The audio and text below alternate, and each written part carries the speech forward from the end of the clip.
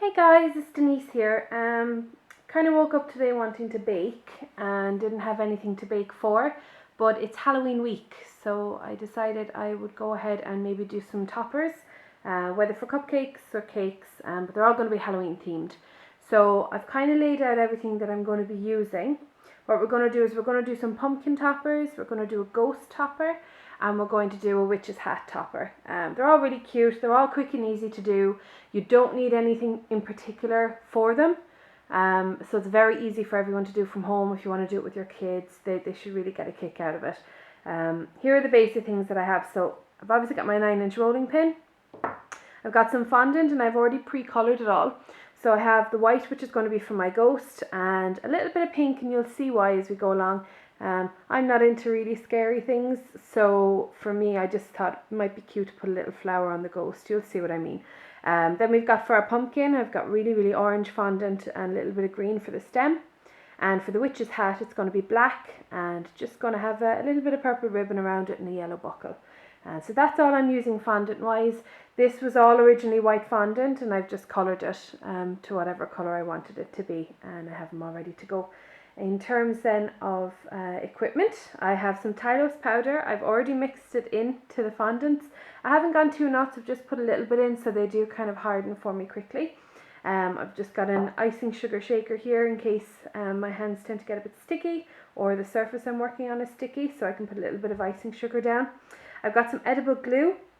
This is something you can pick up inside in town in Brennan's or Delia's, but it's also really easy to make yourself at home. All you need is Tylo powder and water, and that's it. You'll make up your edible glue.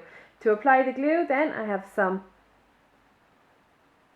words gone out of my head, but brushes basically. And I always only use these specifically for cakes. It should be absolutely everything you use, you should only use it for cakes. You can't leave your kids use it for painting and then think you can just wash it and move on. You can't. If you're using it for food, you have to be really safe. Then I've just got a cutter here and some utensils. Don't feel like you have to have them, guys, to be able to do this. You don't. You can use, for example, just like this one. This is one of my favourite ones because it always gives me a straight side. But it's very similar to the back of a knife. So that's something that you could use instead of this. Look around your house and see what you have. You don't have to necessarily use the tools. However, if you are into sugar paste and kind of want to learn a bit more, I would recommend getting a set because they are great. We've got some little sticks, cocktail sticks. These are going to be to help the ghost dry.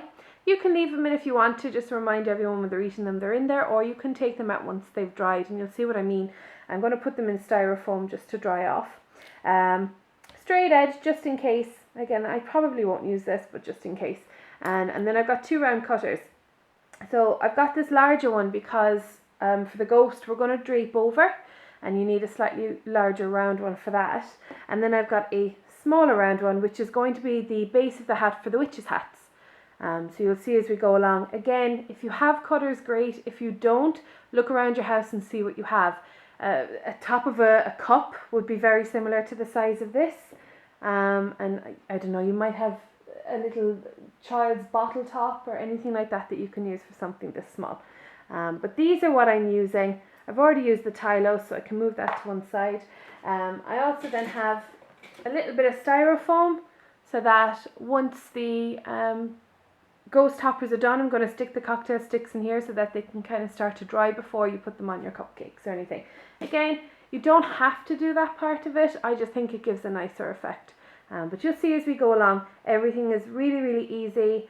You can totally make do with what you have at home. You can use your fingers instead of paintbrushes, you know, and you can use knives, forks, blunt ends of spoons, the side of a ruler, whatever. Go and have fun with your kids. You can just use your hands if you want to. It doesn't have to be exact.